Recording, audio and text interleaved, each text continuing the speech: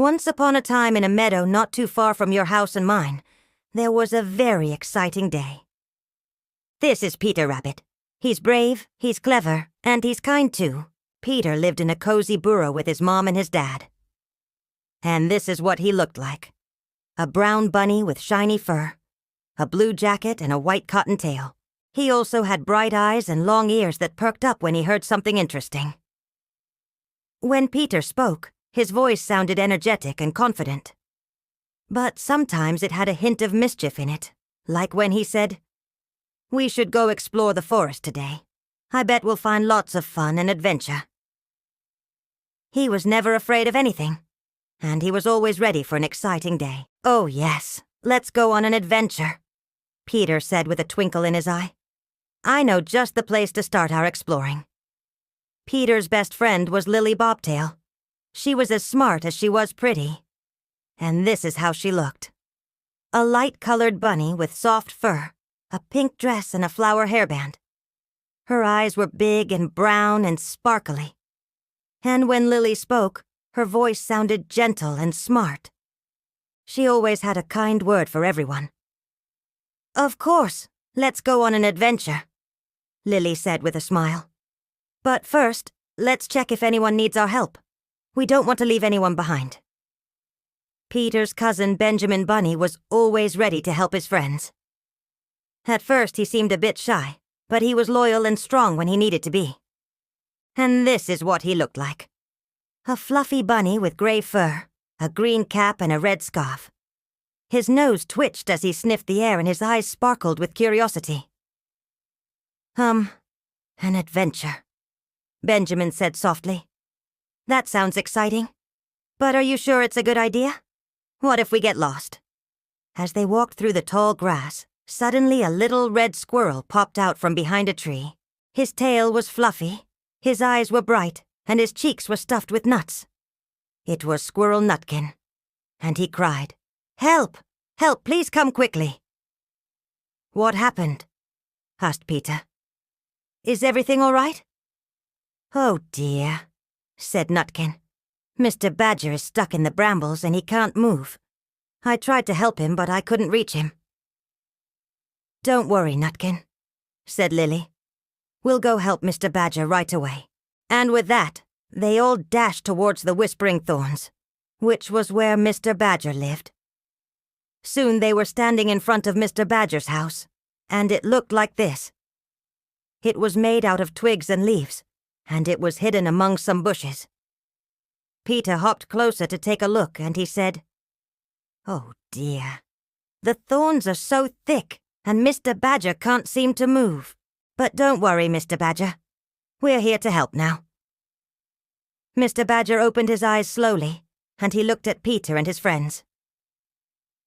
"Oh, thank you for coming," he said in a deep, kind voice. "But these thorns are so sharp, and I don't know how to get free. Can you help me, Peter Rabbit?" "Of course, Mr. Badger," Peter said bravely. "We're not afraid of a few sharp thorns, and soon you'll be free again." Peter looked at his friends. "Okay, here's the plan.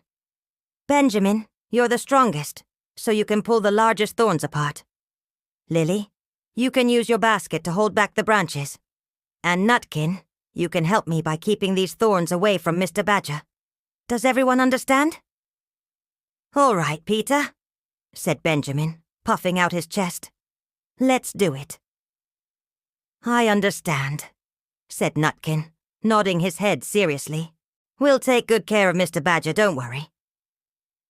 Peter Rabbit took a deep breath and squeezed his eyes shut for a moment. Then he turned to Mr. Badger. "Are you ready, Mr. Badger?" he asked. "Ready," replied Mr. Badger. "Thank you, Peter." So Peter Rabbit began pulling the thorns away from Mr. Badger, and Nutkin helped him.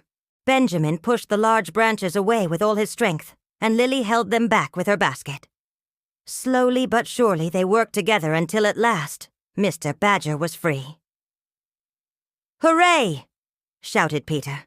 "We did it, everyone. Mr. Badger's free again." Mr. Badger smiled. "Thank you, Peter.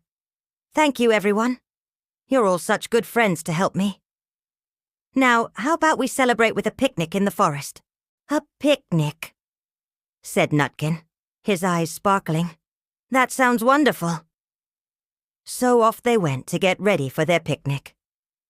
Peter skipped ahead, and he hummed a happy tune. Lily picked some colorful flowers to decorate their picnic area.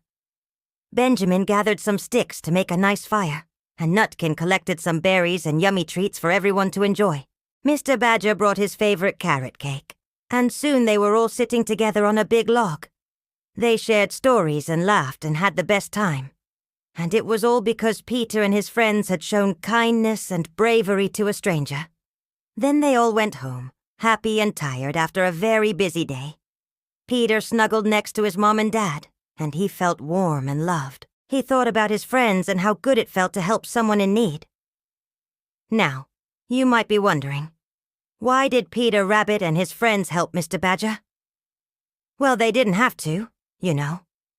He wasn't their family member or their friend. They just simply chose to help because it was the right thing to do. They showed kindness to a stranger, and that's something we should all try to do.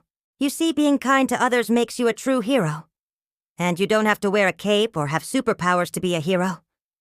Sometimes the smallest act of kindness is all it takes. The end. Grandma Tilly here. Being kind to strangers is a wonderful thing to do, isn't it? Just think about how Mr. Badger felt when Peter and his friends came to help him. He must have felt so grateful and happy to see those friendly faces. And the best part is that anyone can be kind. It doesn't matter if you're big or small, as long as you have a kind heart. So whenever you see someone who needs help, remember to lend a hand. You never know when you might make someone's day. Well, that's all for today. Did you like the story? If you did, give it a thumbs up and share it with your friends and family. Also, don't forget to subscribe so you won't miss any new stories. Thank you for watching, and I'll see you next time. Bye-bye.